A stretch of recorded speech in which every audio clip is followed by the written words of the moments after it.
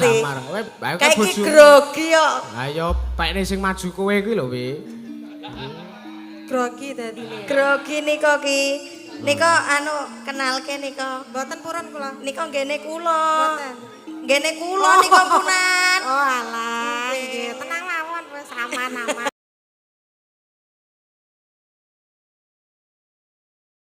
Bang iki di streaming pirang channel iki? 1, 2, 3, 4 channel ya.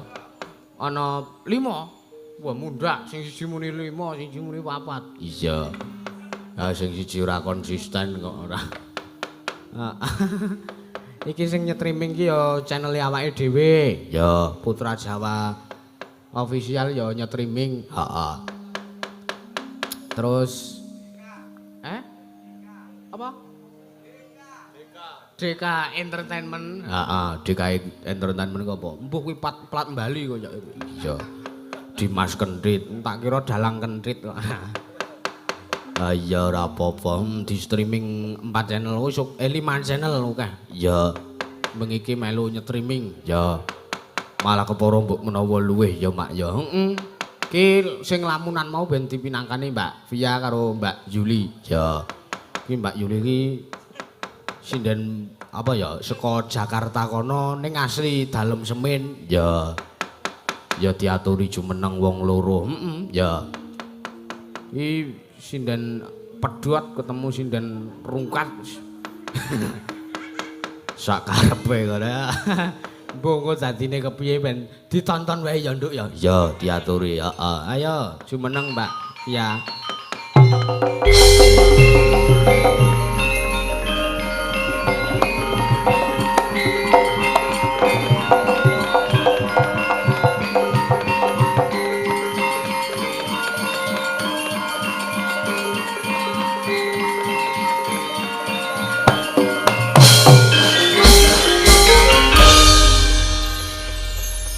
Geng dalu Mbak Via. Geng dalu nggih. Slendro Mas. Slendro apa pelok lamunan nggih mbuh aku ora dong. Lah kepiye to? Lah mbuh aku yo ora dong kok ya. Iya. Geng dalu Mbak Yuli. Nggih, sugeng dalu. Heeh, pripun kabare? Alhamdulillah pangestunipun sae sedaya. Niki enten pamundutan saking Mbah Haji Eko Bilowo. Tapi nggih nanti mawon. Ya nanti nek goro-goro ya. Nggih. Pun ditransfer soalnya. Oh iya, iya. Oh sampun transfer. Teng mriko. Napa? Teng mriko. Teng mriko lho. Oh teng mriku. Malah tiwas seneng aku mau transfer. Ya mengke kula bagi separo-separo. Oh iya. Iya. Iya, nggih. Lamunan sithik diaturke. Nek sing apa jenenge sing klasik-klasik iki mengko lek guru-guru bae. Heeh, mak ya manut. Ayo kanca-kanca. Lamunan.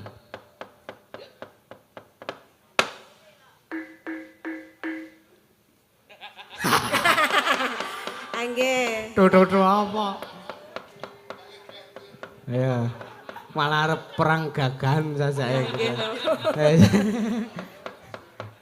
Tutu, budale kira wadyaba. Lah kene urung sida ambekan nih. Tung. Sapa to kae mau? Mas Damar mesti. Kayak iki grogi kok. Ayo pekne sing maju kowe kuwi lho, Wi. Grogi dadine. Grogi nika ki. Nika anu kenalke nika. Mboten purun kula. Nika nggene kula. Mboten. Nggene kula nika punan. Oh alah, nggih. Tenang mawon wis aman-aman. Aman. Wingi wis resepsi kok. Wis sungkeman barang. Iya. Sungkeman. Abus sih dosa lho. Ayo Mas Damar. Tuh, budale merawati apa? Tandi osiyoga. Pindha samudra pasang kang tanpa wangenan tresnaku mring sliramu sayang.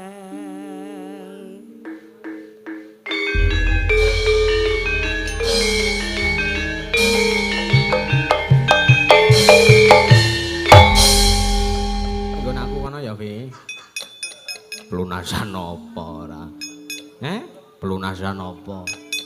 Wingi aku nyilih duit kono. Oh iya ora apa-apa. Yo ngaturke lagu neh, Nduk. Ya. Ki mau ana WA saka sapa? WA saka sapa ya, Mas? Tak indakane aku lali. Saka iki nomor iki. Dengan segala kerendahan hati kami. Oh tak kira request lagu jebul. Oh iya. Wah. Kowe iki iso-isone kleru. Lah tak kira ki nek piyai sing request lagu. Ya. Nah iki WA mau Pak Eko Bilowo. Gendhengipun jineman uler kambang. Oh iya. Oh alhamdulillah. Sidane transfer nang rekeningku kok, Nduk. Oh iya. Sido ayem, sido ayem. Iso nggo kas nguripi kanca-kanca. Oh iya. Ha iya to, Mang. Jane kanca-kanca ki ditanggap dibayar larang ki ora ditanggap ora dibayar larang ora masalah. Penting saweran do dibagi. Oh iya. Dadi ki asline bengi iki durung tak amplopi kabeh. Lah ya ora apa-apa. Jan durang arep bayaran kok, Nduk. Wis. Kancaku ki wis do nyelenggarake kabeh. Ya. Ora apa-apa. Diaturke podang kuning. Ya. Pamundutan mambengi sing urung iso dipinangkani. Ya. Sapa sing takon minangkani sapa, Mak? Ana Mbak Yanti. Oh ya, ben jumeneng ya Mbak Yanti. Heeh. Ngadeg kok, Mbak?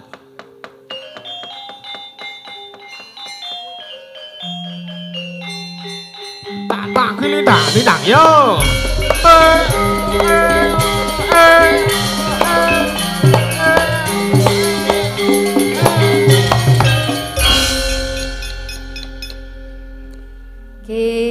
Ngaturaken sugeng dalu. Piye? Mbuh. Aku nesu lho. Lah ora digagas. Aku ki akeh yo. Adi omongi kene iki pesen apa aku tuku bakso bakar arep apa? Ngono. Nesu ana nesu. Terus siwa ora digagas. Suwa-suwa apa? Karo Anggi ki aku ora digagas. Sapa sing ngomong nek aku karo Anggi sapa? Lah kowe mau ngomongan karo Anggi. Wis jeneng komunikasi kok karo Supre ya padha. Oh karo Supre. Anggepe iya. Sugeng dalu Mbak Yanti. Sugeng dalu. Kene iso halus biasane tel-telan kok kowe iki. So yo kari setelane. Iya. Lah iki sing nyetel halus sapa iki? Hah? Sing nyetel halus sampean iki sapa? Mbuh mau ning kono diubengke baterene iso halus. Oh iya. Iya. Iki pamurutan apa podang kuning? Nggih. Nyanyi karo Mbak. Kalih ibuke. Heeh. Nggih, monggo Bu. Kuwi ibu maratuwamu. Bu maratuwaku. Anakku lanang siji tok wis rabi. Oh, wis rabi telat aku. Ya wis. Mbok gawe meneh anak lanang. Ojo. Mesake. Nek PNS ke bojone sing resmi kursi siji ati nek jadi istri bujang. Mboten asal kalih ta, Bu? Ora apa-apa. Sing loro dadi serepan ojo. Ju mboten kula niku Loro sing serepan. siji bojo kandung ngono lho. Siji tiri ngono ya. Heeh. Ya. Ya. Pak. Ki ngapa ngaturke podang kuning? Ya. Dilangsungke wae iki diokahi lagu-lagune. Ya, nggo tamba kesele kanca-kanca. Kanca-kancaku ya do kesel enek sing saka Cilacap, enek sing saka ngendi kowe acara ning Kali Adem wis akeh banget. Ya. Mula nggo tamba kesel kanca-kanca ki men do nabuh. Oh iya. Mas Dalang, Nggih. Bu Siti mbok ken minggah. Sinten? Bu Siti, Bu Haja Siti Hajaria. Oh nggih ketingale nika mau pun mbikak-mbikaki tas kok. Iya. Nggih sak tembang niki riyen. Kondur. Oh pun kondur. Pak Iya. Adino sugeng dalu sugeng rawuh, Pak. Monggo, Pak. Heeh, ya. Pak kok dadah-dadah jenengan badhe beksa. Monggo mriki.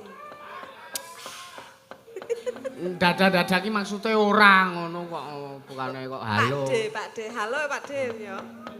Iya. Enggak Mas garap tayub, Mas. Podang kuning. Oh iya, ya. Ayo Mas, kanca-kanca ayo.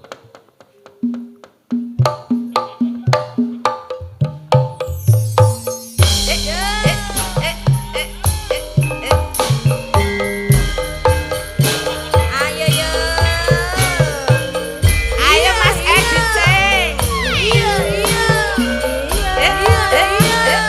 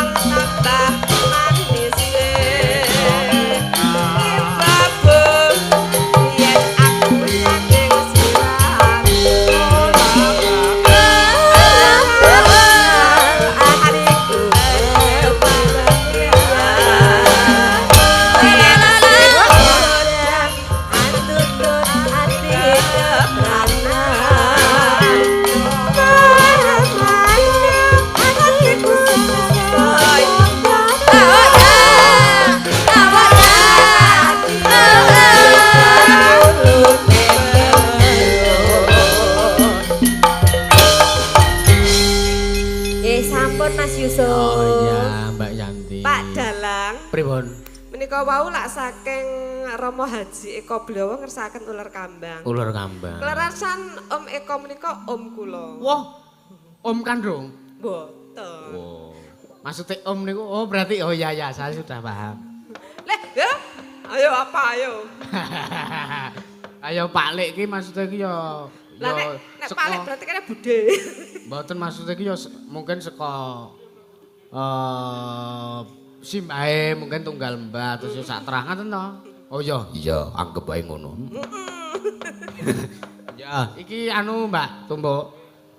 Penjane Pak Suyatno lenggah wonten mriki. Pak Suyatno. Heeh, iki ngendikane Pak Wasono kan ngaturi jumeneng. Ya.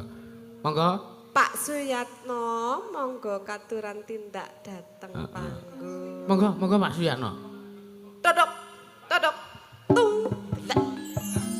Sekalian Pak Yanto, monggo. Monggo Bapak Suyatno. Pak Yanto ketua 5 IKG. Ya. Pak siapa iki? Pak Pokat ketua 2 IKG, monggo tindak manggung.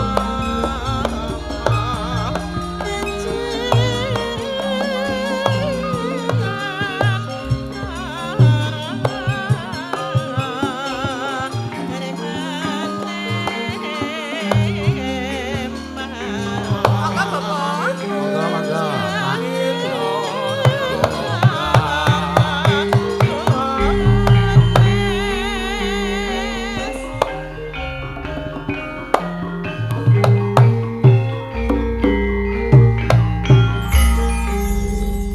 Monggo. Mriki mawon, Pak. Pun mboten sarepot-repot.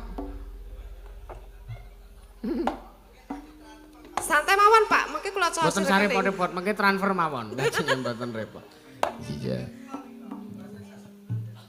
Iya. Mboten napa-napa. Heeh. Lah nggih niki kula dugi mriki niku Pak saking tresnane Pak Wasono kalian ibu kalian kula. Iya, nggih. Dadose anu, Monggo Pak. radi majeng mawon, Pak, kajenge. Pak Dalang. Nggih. Om Dalang. Lho kok Om mau Mas mau saiki Pak, saiki Om piye? Adik ya. Heeh. Jenengan lho kok toyo tekan kene niku kula saged dugi mriku niku mergo tresnane Pak Wasono kalian ibu. Awit mriki kebon kejaman tahun pinten duka.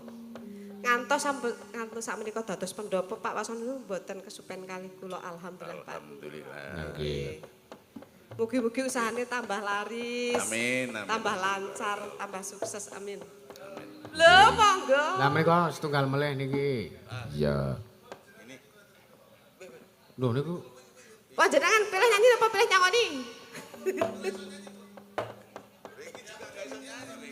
iya, ya sekalian kemawon kok ya. Iya. Ini ada anakku iki. Sinten? Mbak Nikan menika. Lho iya iki anakku. Oh. Pak aku ya dipekan ora apa-apa lho Pak. Oh dhewe gawe. Anake kok bodhe men. Heeh. Nggih, assalamualaikum warahmatullahi wabarakatuh. Waalaikumsalam. Alhamdulillah kita panjatkan puji syukur kehadirat Allah Subhanahu wa taala. Nggih. Ini kami itu sebetulnya ya anggota IKS. Nggih. Ya saya kedudukannya sebagai pembina IKG. Pembina. Ya, Nggih. sejak udah lama ini sebetulnya. Ini berkembang, alhamdulillah. Barokallah tentang perkembangan di Gunung Kidul ini. Nggih. Kita perlu bersyukur bisa mewujudkan baik budaya maupun perkembangan tentang ya perekonomian atau perkembangan di Gunung Kidul ini sangat luar biasa. Nggih. Bahkan di pantai-pantai selatan di Gunung Pesisir sana, ini bahkan sudah mencapai di luar mancanegara. Alhamdulillah. Dan mudah-mudahan bisa berkembang lagi Nggih. dan para perangkat aparatur negara, baik bupati, camat, dilindungi kekuatan dan diberikan kesempatan untuk masyarakat kita khususnya warga Gunung Kidul supaya tetap berkembang. Amin. Berkembang dan bisa, ya ini sebetulnya nggak bisa dipandang sebelah mata. Nggih. Ini supaya tahu aja, ini perkembangan ini semua punggawa-punggawa pengurus IKG maupun Dewan Pengurus seperti Mas Yanto ini, ya alhamdulillah. Jadi kita patut untuk mensyukuri dan berbangga diri bahwa kebudayaan kita tentang perkembangan dan sekarang di Gunung Kidul ini sudah dikenal seluruh bahkan sampai ke luar negeri. Ini berkat perjuangan ya dari anggota IKG, dari anggota IKS dan perwakilan seluruh Kapanewon wilayah Gunung Kidul. Ya, alhamdulillah.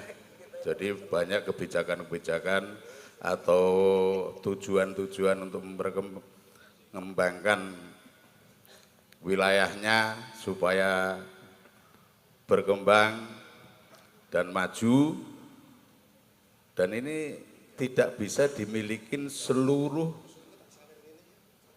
tempat wilayah lain. Contohnya seperti wilayah-wilayah kabupaten, wilayah Jawa Tengah atau wilayah Jawa Timur. Nah ini Gunung Kidul ini sebagai inceran sebetulnya. Nggih.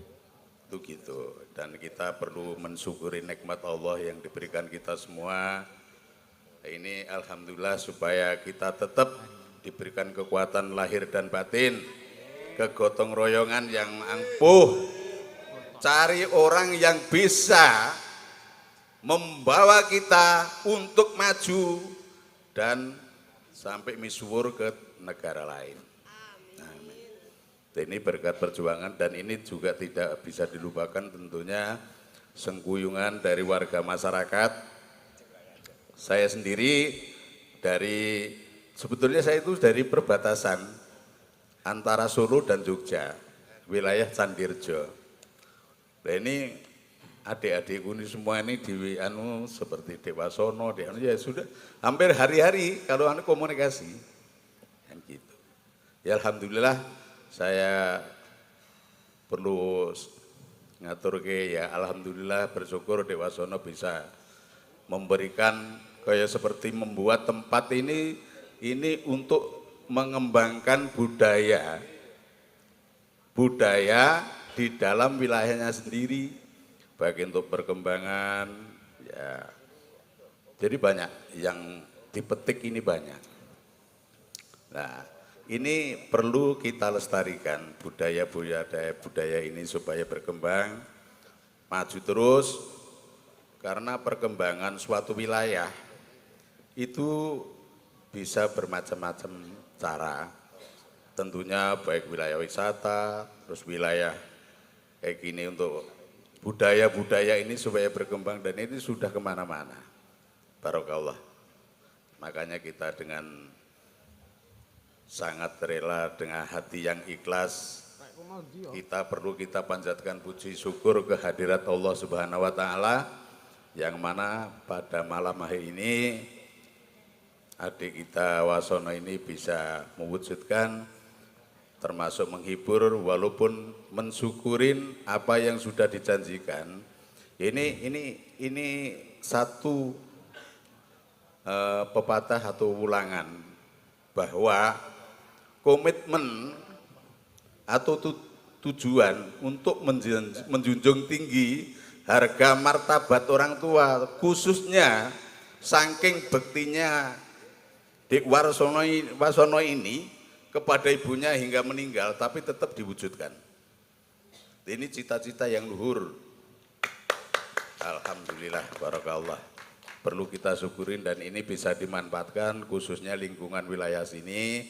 Kita patut bersyukur dan monggo kita sengkuyung adat istiadat, ya kerukunan, ya kebersamaan untuk demi majunya wilayah Kalitekuk. Alhamdulillah atau Kapanewon Semin. Nah, dan kebetulan ini masih ketepatan Hari Raya Idul Fitri. kami selaku Dewan Pengurus IKG mewakili kami ucapkan mohon maaf lahir dan batin. Mugi-mugi sedaya tansah pinayungan Gusti Allah Ta'ala. Amin. Nah ini selanjutnya ini nggak tahu ini, saya suruh ngapain nih? Mbok menawi ngerep apa minta lagu apa gitu. Nah, kon minta lagu aku iso. Oh iya. Tiwul Gunung Kidul aja nih amanah Pak Ketua IKG. Oh ya ketua apa Pak Ketua IKG ngersake Tiwul Gunung Mas Kidul. Edi Ceng, ayo naik. Pak Rahmat Ketua 3. Ini nanti Ini sebetulnya nggak genep kalau Dek Wasono sendiri nggak kesini. Karena mewujudkan syukurnya ini biar kesama-sama kita jalankan bersama misi Pak Rahmat. kita. Ayo rame-rame kita untuk menyengkuyung keadaan ini supaya gayang dan dirahmatin Allah selalu dalam lindungan Allah Subhanahu wa taala. Amin. Nggih, monggo mawon Pak sedaya ngersake lagu napa syukur-syukur nyawer. Jelas no. Biasane nyawer ki ning ngarep, saweran kayake agi lagu dijaluk. Oh, nggih. Iya. Tiwul Gunung Kidul kita persembahkan untuk Bapak Ketua Umum IKG, Bapak Dr. Andes Edi Sukirman. Salam untuk seluruh anggota Ikatan Keluarga dan Semin. saya dulu sering di rumahnya dia waktu Kordes sekolah. semuanya. Waktu dari SMP, dari sampai SMA. Iya. Siap. Monggo Tiwul Gunung Kidul kagem Pak Ketua Umum IKG.